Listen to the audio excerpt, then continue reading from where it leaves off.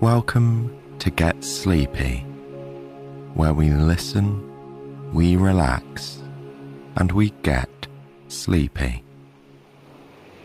As always, I'm your host, Thomas, and I want to wish a happy new year to every one of you out there. I hope 2023 proves to be a healthy and positive year for you. As tends to come with every year, this one is likely to have its challenges at times, but there will always be people to support us in those moments, and we too can offer our support to others when needed. And my friends, let's try to truly cherish the happy moments to come this year, of which I'm sure there will be an abundance. Hopefully tonight's story will bring you happiness as well as some good rest. We're going to whisk you away to a distant and magical place for a sleepy retelling of the Polish fairy tale, The Glass Mountain. You'll meet Jamie, a young man from a humble village. His land has been under a frosty spell for many years, and he's only ever known snow and ice. This doesn't dim the fire in his soul, though. We'll travel with him as he uses a few humble possessions to take on a quest that many before him have failed to complete.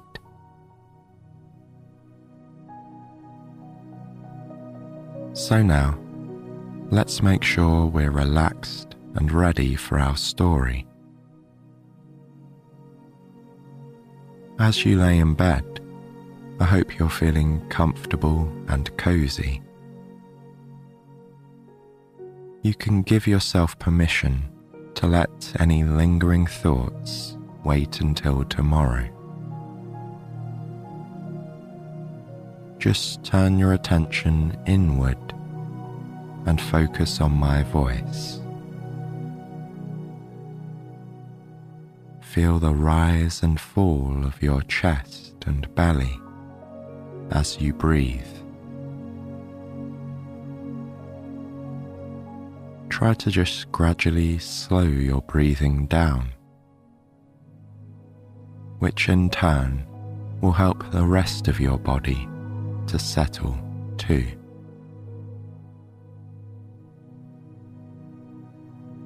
Now, as you breathe in, I want you to just say to yourself, I am. And as you breathe out, say to yourself, calm. I am calm. Repeat that a few times as you continue to breathe.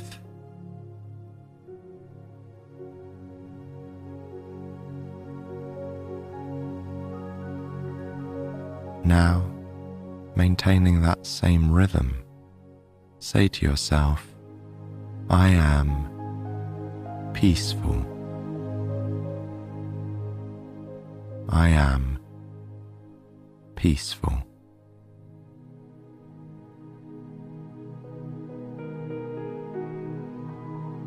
And finally, as you continue to unwind, say to yourself, I am sleepy. I am sleepy.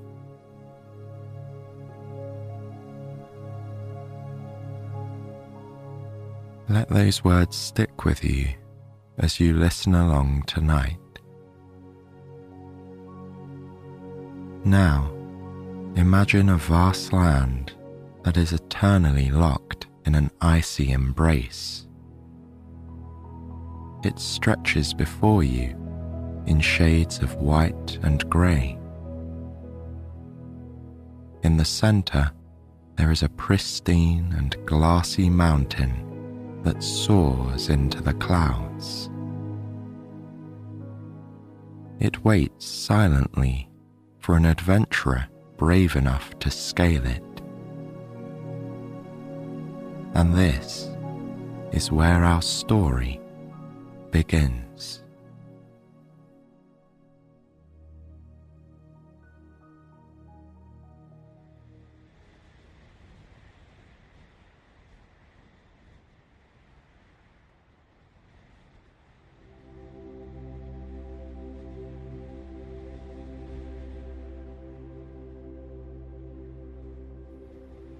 Once upon a time, winter fell suddenly upon an entire kingdom and never turned to spring.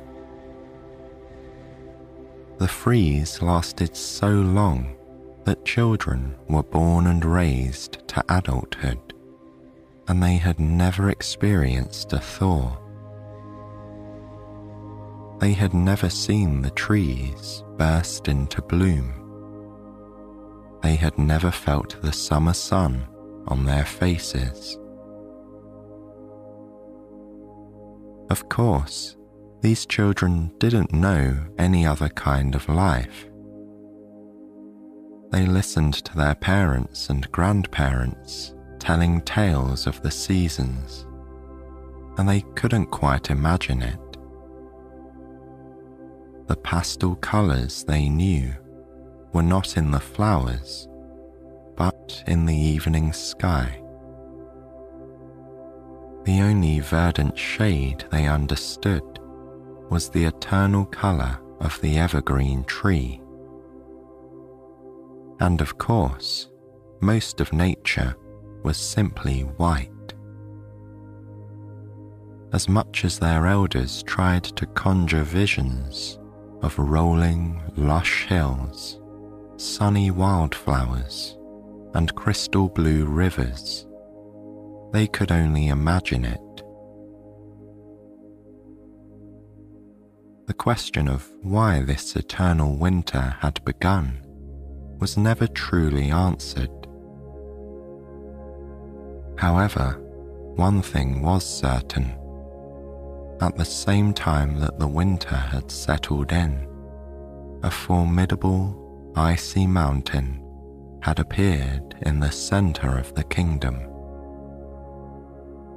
It was so slippery and unapproachable that it became known as the Glass Mountain. Rumor had it that the ominous peak was the work of a sorcerer who, after squabbling with a king, cursed the man and his daughter to be marooned atop it forever. Many a fireside tale had been told of men who had tried to scale the mountain, carrying a gift to win the hand of the stranded princess. Alas, it was nearly impossible to summit, and, according to the stories, was jealously guarded by an enormous, fearsome bird. Every suitor who had attempted the quest had failed, ending up back at the bottom of the slope. Even those who had the sense to use an axe or an ice pick as leverage eventually had to let go of their tool in order to battle the monstrous bird. To ascend the mountain and outlast the bird's advances seemed impossible. From brave knights to humble local farmers, it seemed that no one could conquer the glass obstacle and reach the princess.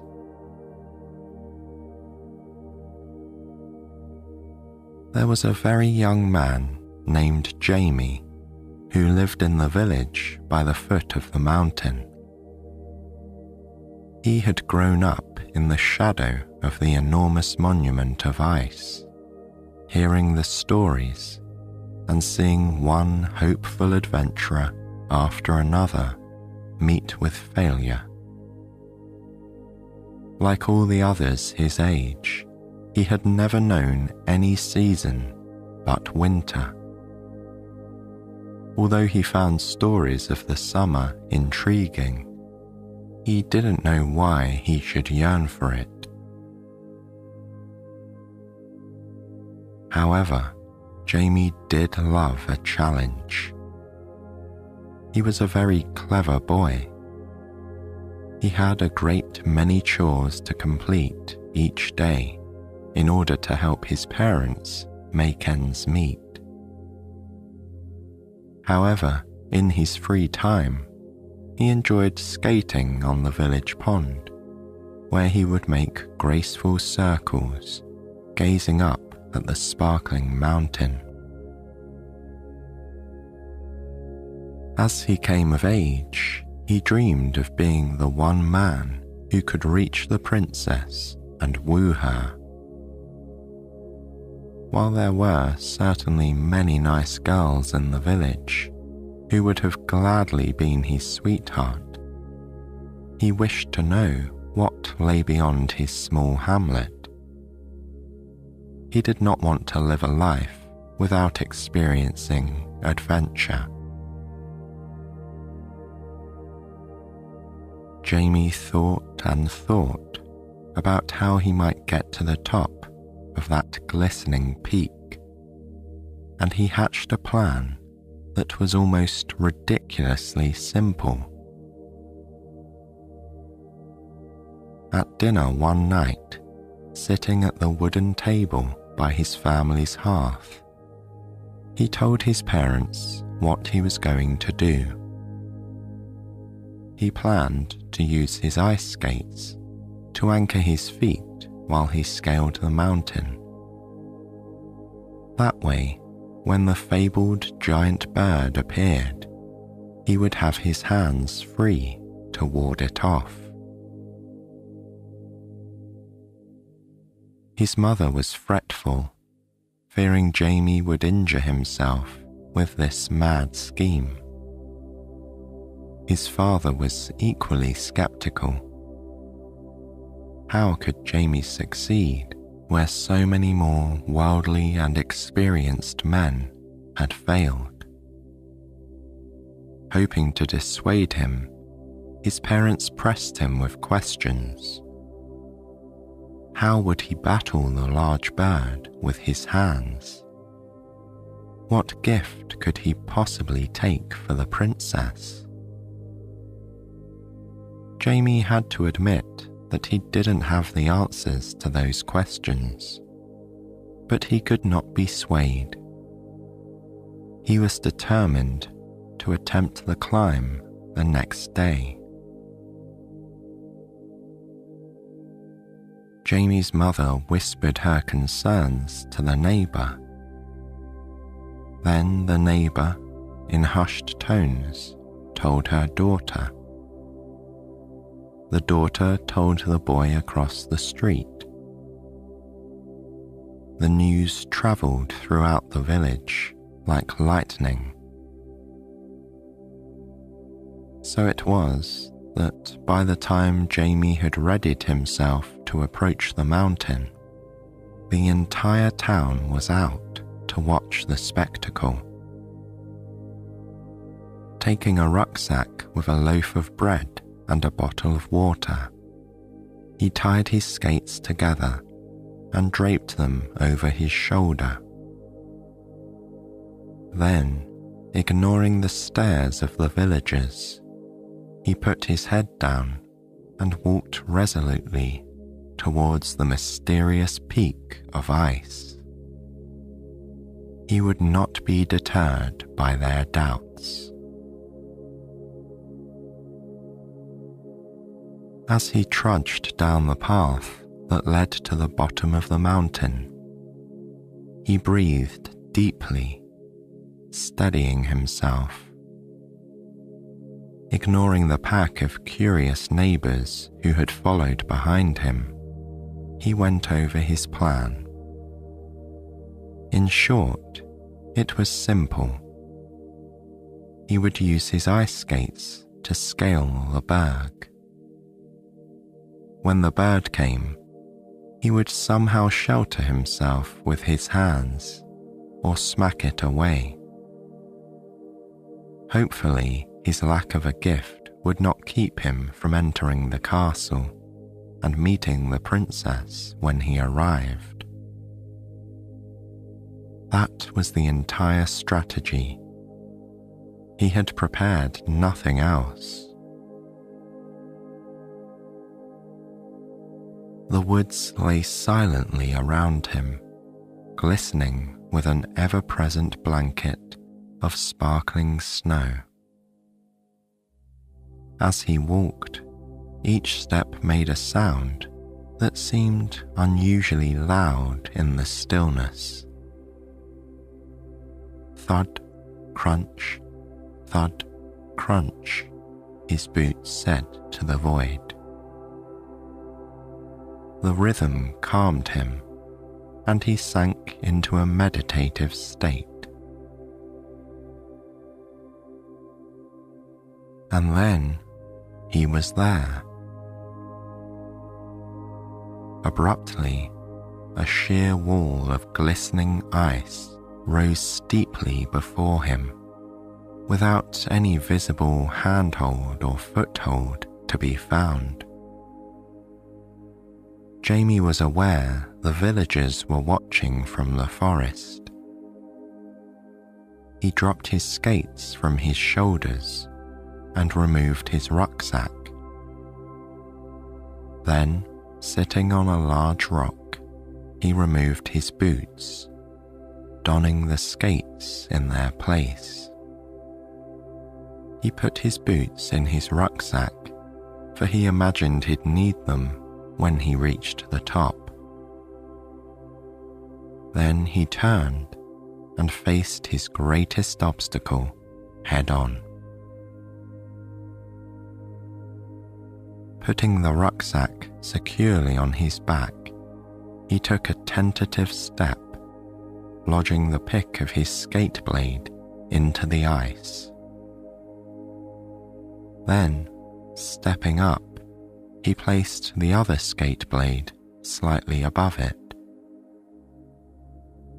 The hill was steep, but the incline was just enough that he could lean forward, balancing himself on the slippery surface with his hands. Continuing slowly with one foot above the other, he began the climb. Jamie didn't allow himself to think about how much time was passing or how much energy he had left. Pick, step, hoist. Pick, step, hoist. He willed himself into the slow pattern of the ascent, looking neither right nor left, and certainly not up or down. The gaggle of villagers soon faded into the background of his consciousness. As his climbing continued, he became vaguely aware that he was moving out of the shadow at the bottom of the hill.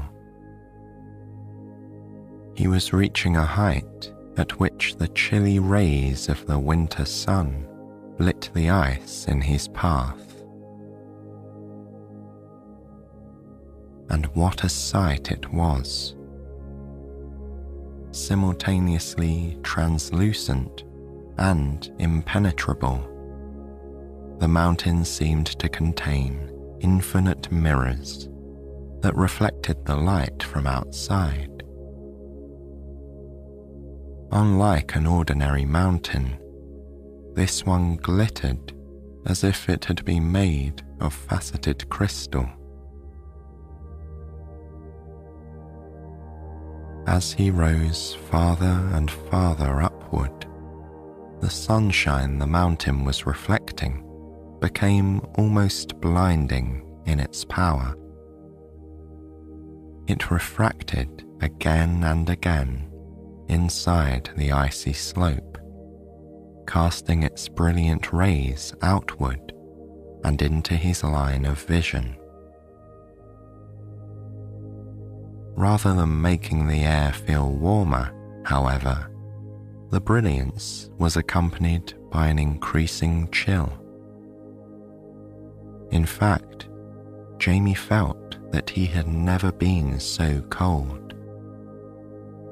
An icy breeze seemed to blow constantly around his head and shoulders, creating an incessant whistling that droned on in his ears.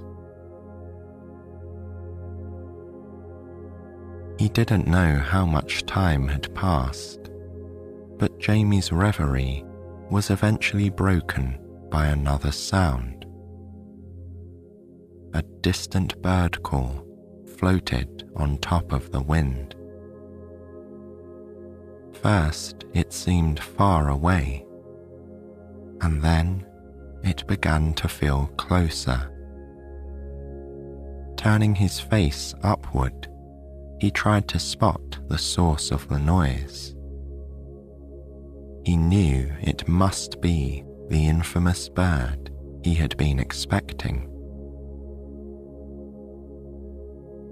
At first, all he could see was the dazzling sunlight. Then, from nowhere, a pair of unnaturally large wings blotted out the sun. This would have been a relief to him, except that he knew the bird was coming straight at him. And then it was upon him. In a flurry of wintry white feathers, the massive beast was beating its wings about his head. Digging his skates more securely into the mountain, he instinctively protected himself, ducking under his hands. He tried reaching out to swat the bird, but it already had him at a disadvantage. He knew if he didn't think of something soon, he would lose his balance and slide back down the mountain, like every other adventurer before him. Turning his face boldly upward, he spied the feet of the bird hovering above him. Without thinking, he flung both hands upwards and gripped its black legs tightly, one in each hand. The animal shrieked with indignation. Then it began to rise. It flapped its powerful wings, sending a light shower of frost scudding across the mountainside and over Jamie's face. Jamie hung on for dear life, and the bird began to fly upward, dislodging his skates from the ice. He was ascending, going up, up, up, and then he was aloft. As if attempting to escape the tiresome burden at his feet, the white eagle threw all its energy into the flight, carrying Jamie far into the sky and lifting him upward to the top of the icy mountain. At first, his eyes were screwed tightly shut. After a few moments, however, he tentatively opened them and looked downward. To his amazement, the glistening ice sped by him. He was moving faster than he ever had before. To his side, he could see beyond the mountain and to the snowbound landscape below. Miniature houses, miniature trees, and tiny winding roads created a storybook world that seemed unreal. The view was a true marvel, but his skates were heavy, and Jamie began to feel that his arms would not be able to hold much longer. The bird had stopped ascending. In fact, they were now at the top of the mountain, speeding across a flat expanse of ice.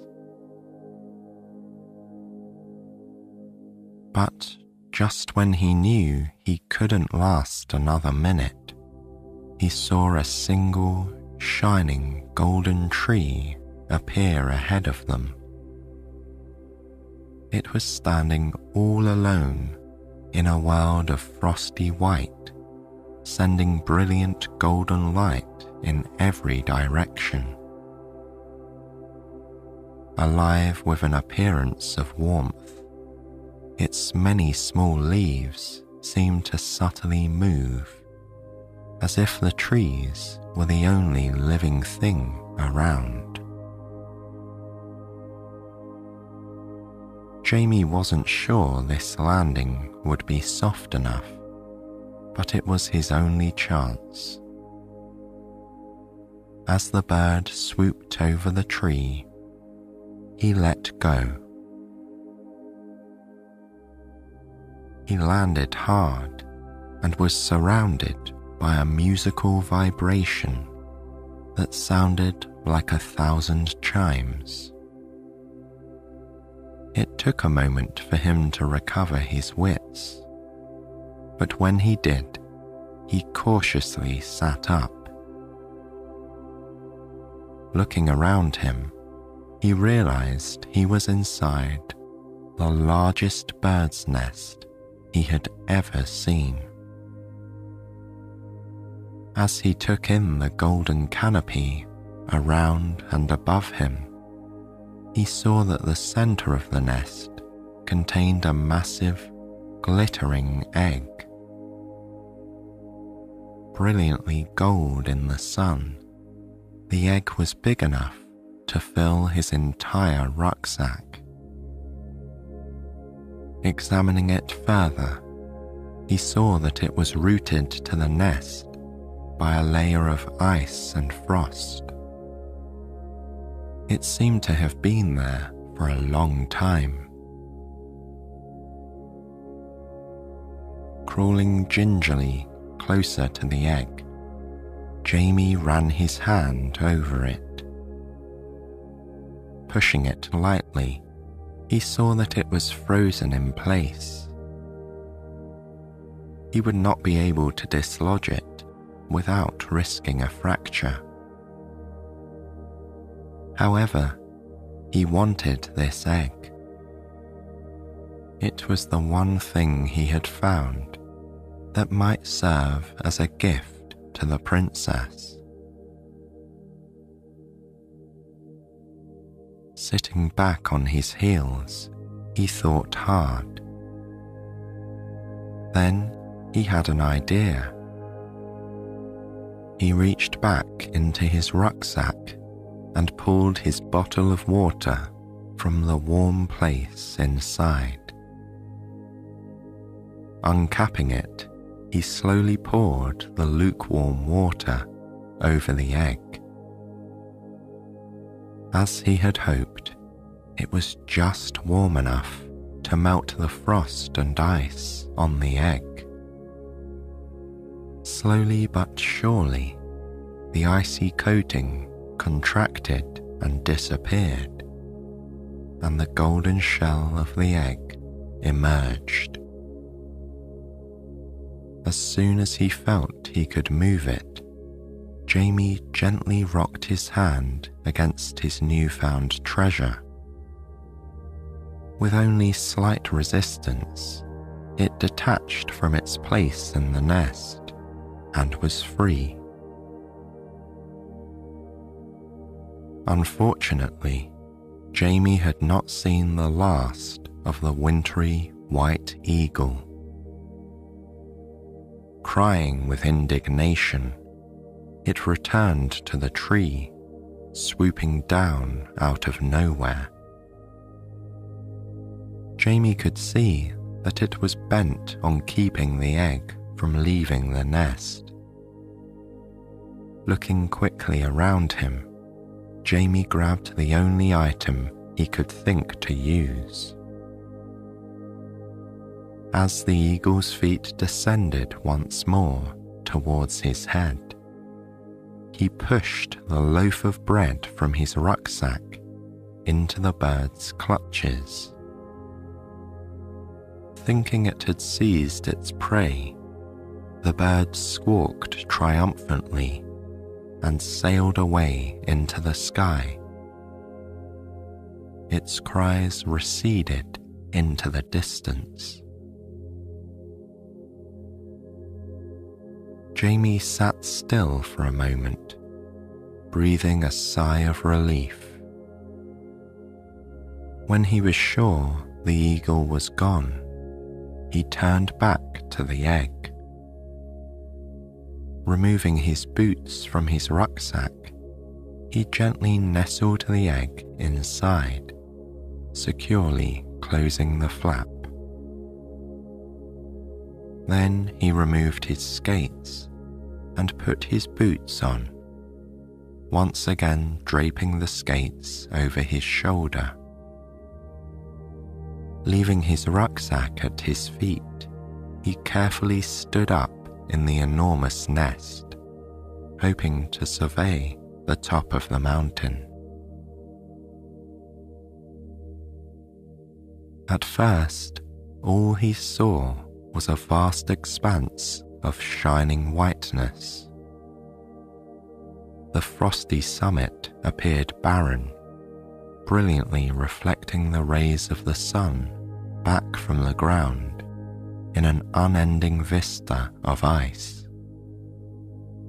Shielding his eyes with his hand, however, he thought he saw a bright twinkle in the distance. Holding his breath, he waited. Then he saw it flash again. Something else was out there. Whether or not it was the castle he sought, it was the only other object on top of the peak. He resolved to walk to it and find out more.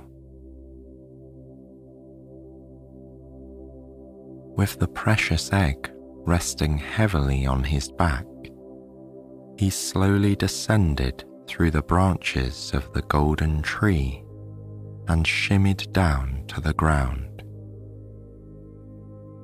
Then, hoisting the rucksack up on his shoulders, he began to walk in the direction of the mysterious flash.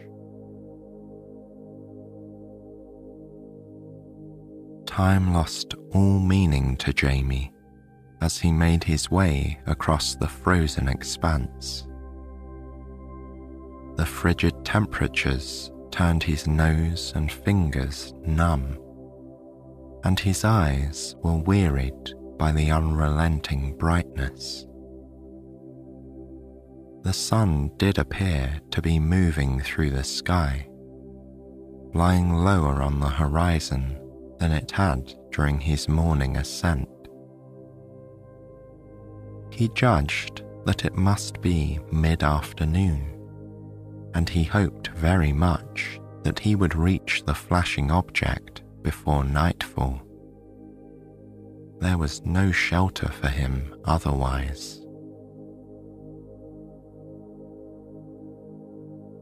He made progress across the ice sheet without any further sightings of the white eagle. As he drew closer to his destination, the softening light of the late afternoon revealed a structure that appeared larger the closer he got. It was not long before he was quite sure that he had found the castle from the village stories. And what a palace of ice it was,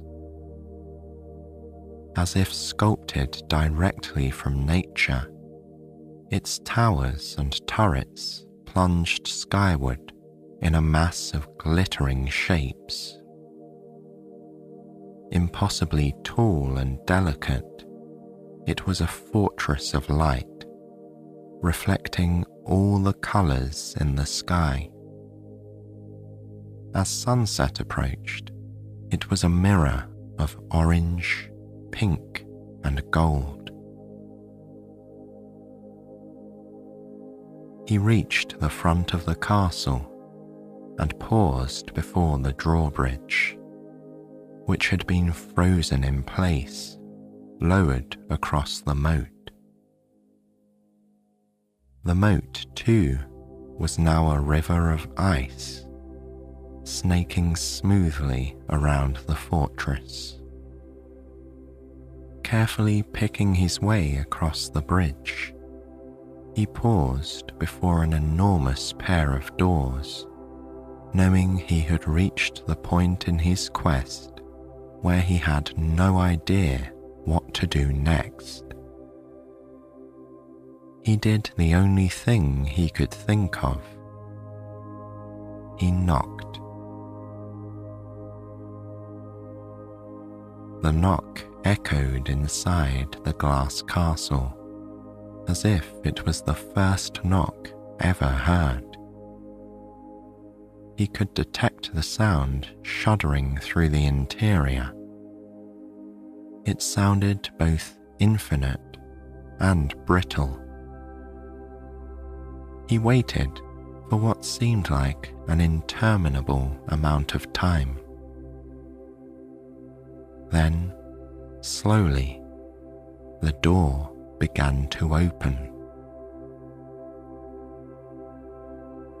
Shivering with the effort, as if it had forgotten its purpose, the portal opened. At the bottom of this very tall door, pushing with all her might, was a young lady. She was wearing a plain white dress and a heavy cloak. Atop that, she had a fuzzy blue muffler and an extremely improbable, if practical, set of woolly earmuffs. Peering with amazement at Jamie, she opened her mouth as if to speak, and then seemed to think better of it. Then she took a deep breath and, very assertively, asked him who he was exactly. Jamie did not know what he had been expecting, but a direct interrogation by the princess was certainly not it. He haltingly answered that he was from the village down the mountain, and that, if she was amenable, he would like to rescue her. Having said it, he felt a little silly. The princess looked back at him dubiously. He became uncomfortably aware that he did not appear very heroic, carrying a pair of skates and a rucksack and nothing else. Then his face lit up and he said, "I brought you something special I found. May I bring it inside?" This obviously piqued her interest, and she nodded. Stepping aside with a guarded expression, she motioned to the interior hall. Jamie entered. It felt as cold inside as out. he could understand why the princess was partial to earmuffs. Before he could present her with his gift, she straightened up and introduced herself. "I'm Leona," she said. He made an awkward bow, offering his own name. She nodded graciously in return.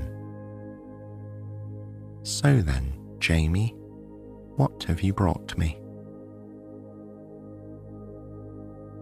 Jamie pulled the rucksack off his shoulder and opened the top of it, slowly drawing the glittering golden egg from its hiding place. Leona's eyes grew wide at the sight of it, and she gently took it from his hands. As she turned it this way and that in the dim light of the hall, he explained to her how he had come by it. Upon hearing the entire story, she said that she had seen the white eagle often flying around the mountain, and that she suspected it was the animal form of the sorcerer who had once cursed them. She related, sadly, that her father had long ago left the castle in search of the man, hoping to convince him to release them. Alas, he had never returned. And so she had been here, not knowing how much time passed, never aging all these years. Jamie expressed his regret for her unfortunate situation, but Leona appeared to be distracted by the egg in her hands. Shifting it from palm to palm, she said, "Jamie, the egg is getting warmer." As he watched, the egg began to look luminous, as if lit from within. The shell, which had been a static canvas of gold, appeared to be shifting and moving. Unsure of what to do, Leona set the egg in the center of the flagstones and stepped away from it. As they watched, the egg grew brighter, and the hall was suffused with a golden light. Leona pulled off her muffler, exclaiming that she felt rather warm. And Jamie realized he was feeling quite hot as well. Instinctively stepping back farther from the egg, they realized that the hall had begun to drip water all around them. The babble of running water began to fill their ears. It was melting. Without discussion, they pushed the doors of the castle open and rushed outside across the moat. Turning to look at the castle, they saw an incredible transformation taking place. The structure was melting from the center outward, and a bright light was shooting up into the twilight like a geyser of fire. With a low rumble, the center caved in, splashing water into the frozen moat. To their great amazement, a fiery orange and red bird soared upward and paused, flapping its wings over the remains of the ice castle. With each downward motion, it sent rivers of warm water outward, thawing everything inside the moat and flooding the area around it. Jamie could see that they had to get off the mountain as soon as possible. As the great phoenix swooped and called out over their heads, he decided to take a risk. Dropping his heavy skates on the ground, he told Leona to hold tight to him. She complied, linking her arms around his neck. Then, as the beautiful bird swooped close above their heads, he grabbed it by the feet, holding on as tightly as he had done to the frosty white eagle on the way up the mountain. Without protest, the bird carried them into the air. The fragile ice palace vanished behind them, and the ground melted away and caved in as the triumphant phoenix soared across the mountain top and plunged downward, heading straight for the village below. The slippery mountainside sped by, dripping rivulets of water downhill. The wind in their faces was powerful and filled with heat. They closed their eyes tightly, willing themselves simply not to let go. Then, in an instant, their feet were brushing the ground, and they released the bird, falling in a heap in the clearing at the foot of the mountain. The bird surged upward, a fantastic glowing orb in the night sky, and vanished into the distance with a cry. A shower of sparks dispersed in its wake, drifting to the ground like a meteor shower. Jamie and Leona lay in the wet snow, facing upward as they tried to catch their breath. Then, after a few incredulous moments, they turned their faces to each other and laughed. They had done it. Leona was free, and Jamie was home. The villagers had long ago given up on watching his climb, and had gone home to their hearths and their warm dinners. Nobody was there to see him trudging homeward in the moonlight, with an unfamiliar young lady on his arm.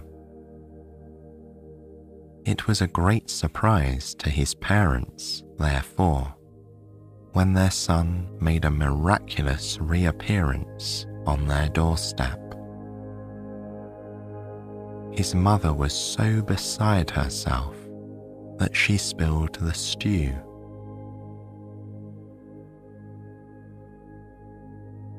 By the time everyone had awakened the next morning, the world had transformed. A warm, steady rain was showering the entire land, and the snow and ice had almost completely melted. It was a whole day before the water stopped coming, and the sun came out. When the first warm rays of spring were felt after so many years, the village rejoiced. As the weeks and months went on, children came to know the seasons. They finally understood the green colour of the grass and the many colourful shades of spring, summer, and autumn. Small, cheerful birds sang their happy melodies from every treetop. Prosperity returned to the village. And when Jamie asked Leona, the Winter Princess, to marry him, he was able to give her a beautiful bouquet of flowers in every colour of the rainbow.